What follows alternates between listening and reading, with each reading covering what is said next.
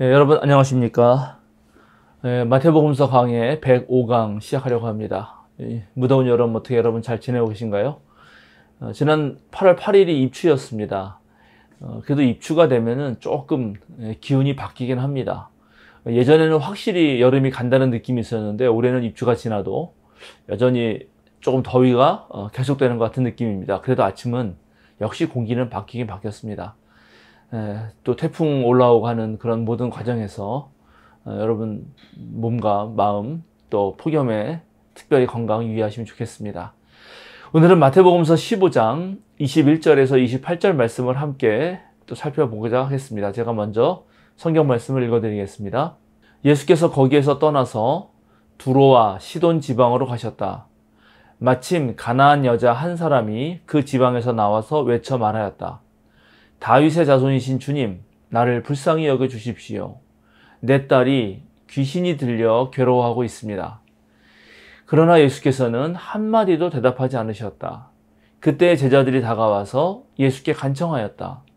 저 여자가 우리 뒤에서 외치고 있으니 그를 안심시켜서 떠나보내 주십시오. 예수께서 대답하셨다.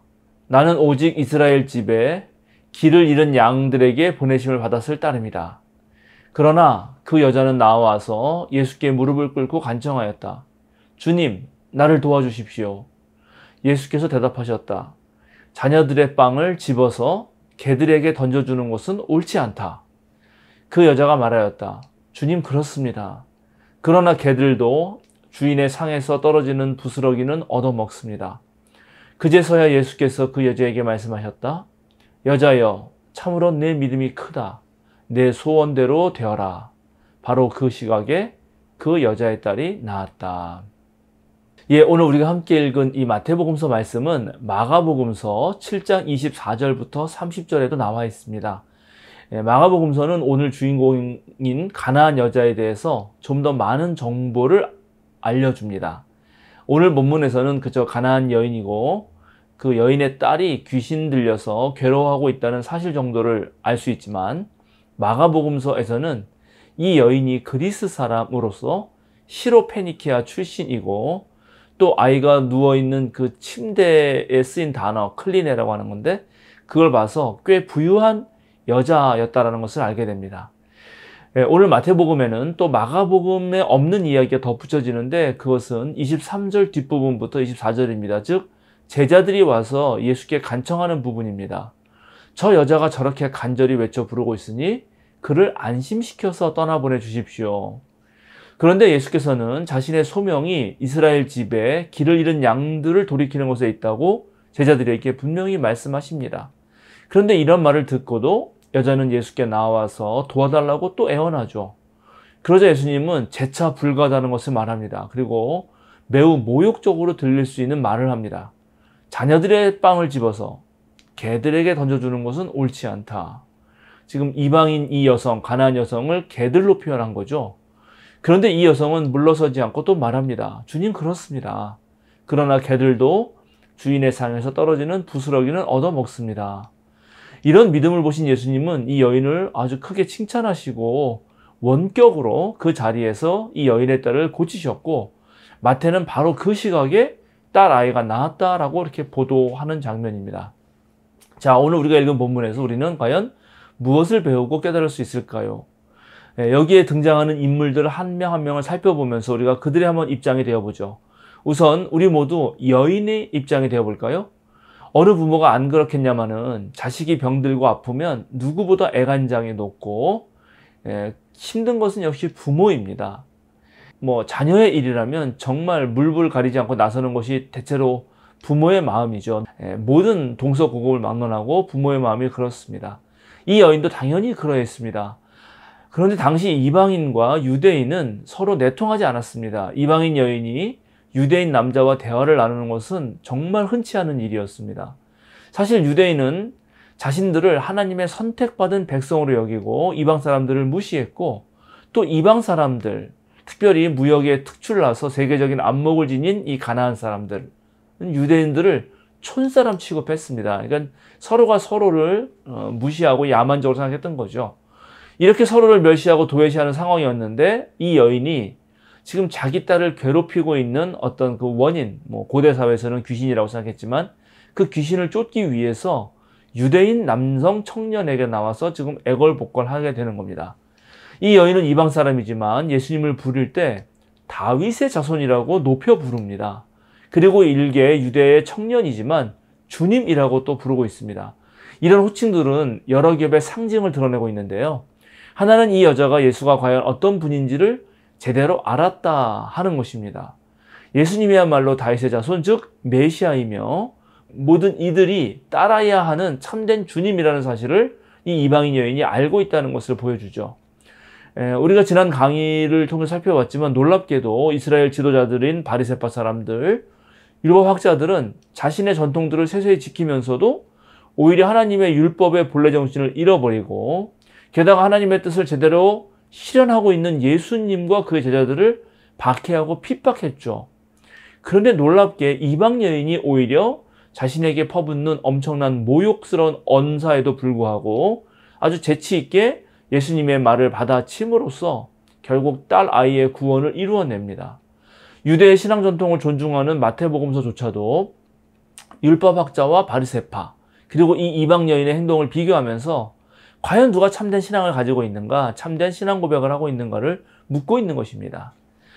우리는 이 여인을 통해 큰 믿음이 무엇인가에 대해서 많은 것을 배웁니다. 큰 믿음은 절대 포기하지 않는 믿음이요, 도전적으로 찾아 나서는 믿음이죠. 둘째, 큰 믿음은 그 믿음 때문에 자기를 낮출 줄 아는 믿음입니다. 셋째, 큰 믿음은 난관이 와도 그것을 이용하여 오히려 더욱더 굳세고 참된 믿음으로 진화하는 믿음입니다. 이 여성은 예수님을 보고 외쳤고 3번이나 주님이라고 부르면서 자신을 낮췄습니다. 진정한 메시아가 누구인지 알아보았고 또 주님이나 부른 만큼 종의 위치에서 주님의 능력을 기다리고 주님께 매달립니다.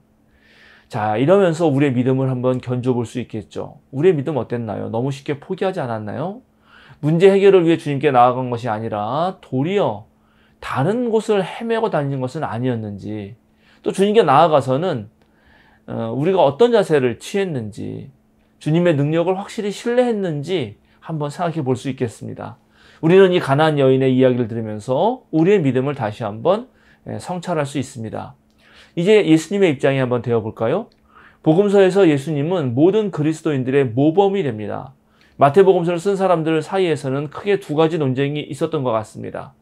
하나님 나라 운동이 유대인들에게만 유효한 것인가? 아니면 이방 사람들에게도 유효한 것인가 하는 것입니다. 오늘 예수님은 자신의 소명을 분명히 밝히고 있죠. 우선적으로는 잃어버린 이스라엘 양들에게로 가야 한다는 것입니다. 그렇습니다. 예수님은 하나님이시지만 인간의 몸을 입고 시공간의 세계, 이 역사의 세계로 들어오시는 겁니다. 그 순간 모든 것을 한꺼번에 하실 수는 없죠. 우선순위를 결정하고 먼저 해야 할 것과 나중 해야 할 일을 선택할 수밖에 없습니다. 그것이 유한한 인간의 그런 어떤 한계이죠. 삶의 우선순위를 정하지 못하고 일의 우선순위를 모르면 일이 뒤죽박죽되고 잘될 일도 망치게 되는 경우가 있습니다. 우리도 마찬가지죠. 먼저 무엇을 해야 할지 잘 알고 있어야 합니다. 근본이 되는 것부터 하고 가장 중요하고 시급한 것부터 처리해야 합니다. 유대인들은 이미 하나님을 믿고 있었기 때문에 이들에게 하나님 나라라고 하는 그런 이상, 또 복음의 말씀이 더 쉽게 이해됐을 것이 분명합니다. 그리고 유대인들은 종말이 되면 모든 이방인들이 하나님 다스리는 나라로 몰려들 것이라고 하는 희망도 가지고 있었습니다. 따라서 예수님은 이런 문화적 환경과 시대적 배경을 살피시고 나서 먼저 이스라엘에 이른 양들에게 가신 것입니다. 그러나 오늘 예수님은 놀랍게 이 여인의 믿음을 보고 자신의 계획을 일부 철수하죠. 즉 이방인에게도 하나님의 치유라는 선물을 주시는 것입니다. 저는 이런 예수님의 모습에서 많은 것을 사실 배웁니다. 저는 목회자로서 이렇게 저렇게 해야겠다고 하는 목회 계획이 있습니다. 그러나 그런 목회 계획을 실천하다 보면 꼭 그렇게 되는 것만도 아니고 때때로 다른 이유나 또 때는 평신도들의 상황이나 요청으로 목회 일정을 늦춘다든지 앞당긴다든지 변경해야 하는 상황들이 발생합니다. 오늘 예수님은 그런 상황을 충분히 고려하시고 그래서 이방 여인의 딸을 고치는 것입니다. 저 또한 예수님께서 배우고 싶은 거죠. 이 길이 분명하고 우선적인 것이 확실하지만 그러나 때로 그것을 잠시 중단하고 다른 것을 할 수 있는 상황이 있다는 것입니다. 때로는 자기의 고집을 내려놓고 양보할 줄도 알아야 되는 것이고 질 줄도 알아야 하는 것입니다. 그것이 참된 지도자의 모습이죠. 초대 교인들은 예수님의 이런 모습을 보면서 유대인이 먼저인가, 이방인에게도 하나님의 복음이 전해져야 하는가에 대한 논쟁의 어떤 해답을 얻은 것입니다. 우선적으로는 유대인들에게 먼저 하나님 나라의 소식을 전해야 하지만 아주 급한 어떤 요청이 있다면 이방 사람들에게도 하나님 나라 소식을 전할 수 있다는 것이죠. 그래서 우리가 다음에 보게 될 어떤 본문들 보면은 이제 이방인들 4,000명 정도가 빵을 또 함께 먹고 풍성한 음식으로 나누는 그런 기적을 알게 됩니다. 즉 5,000명을 먹이신 기적뿐만 아니라 이방인을 상징하는 4,000명도 그 혜택이 동일하게 누려지는 것이 마태복음에 나오는 것입니다. 마가복음서와 달리 오늘 마태복음에는 제자들이 아주 이 중요한 매개자로서 등장하고 있습니다. 오늘 제자들은 이방 여인의 부르짖음과 외침을 듣고 예수님께 해결해 달라고 요청합니다. 이 모습을 통해서 제자는 무엇보다 먼저 스승에게 물어야 한다는 사실을 우리가 알게 됩니다. 언젠가 스스로 자신이 예수님 따라서 문제를 스스로 풀어낼 수 있겠지만 그렇게 되기 전까지 초보 시절에는 선생님이 하시는 것을 잘 보고 배울 필요가 있는 것입니다. 이방 여인이 찾아온 것은 처음이었고 이제 이방 선교라고 하는 새로운 과제를 앞두고 있을 때 제자들은 선생님께 묻고 또 배우고 있는 것입니다. 또 우리는 제자들을 통해서 누군가의 외침과 아픔이 있을 때 그들과 함께 동참해야 된다. 그들 곁에 있어야 된다는 것도 배우게 됩니다. 누군가 힘들고 어렵게 도와달라고 하는데 그것을 모른 척하고 지나가는 것은 그리스도인이라고 할 수 없고 예수의 제자가 해서는 안 되는 일이죠. 예수의 제자들은 이 이방 여인의 아픔에 공감했고 예수님께 와서 간청할 줄 알았습니다. 우리도 우리의 이웃이 어려움을 당할 때 정말 그 사람들과 함께 고통을 나누면서 그것을 하나님 앞으로 가서 정말 하나님께 요청해야 되는 거죠. 우리를 사랑하셔서 아들까지 보내신 그 하나님의 마음을 읽어내야 하는 것입니다. 자, 오늘 우리가 읽은 본문을 통해 이제 우리가 많은 것을 깨닫게 되었죠. 우선 오늘 등장한 예수님, 가나안 여인, 제자들 통해서 정말 많은 것을 알 수 있게 됐습니다. 이제 중요한 거는 이들의 자세와 태도가 우리 삶에서도 동일하게 드러나야 한다는 것입니다. 여인의 끈질긴 요청, 제자들의 공감 어린 간청, 그리고 예수님의 넓은 그런 경청의 마음이 결국 한 사람의 생명을 살리게 되는 것입니다. 이렇게 한 사람의 생명을 살리기 위해서 여러 사람의 도움과 함께 그런 협동하는 것이 필요합니다.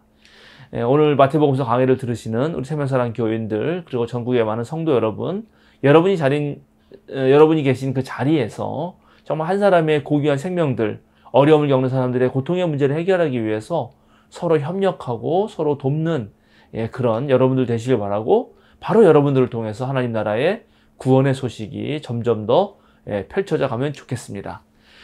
오늘 마태복음서 강의는 여기서 마치도록 하겠습니다. 또 다음 주에 뵙도록 하겠습니다. 여러분 무더운 여름 잘 보내시고 특별히 좋아요, 구독, 좋아요 많이 눌러주시면 또 우리 영상이 더 많은 사람들에게 보급된다고 합니다. 많은 분들에게 우리 생명사랑교회 유튜브도 소개해 주셔서 구독자도 늘려주시면 또 고맙겠습니다. 여러분 늘 감사드립니다.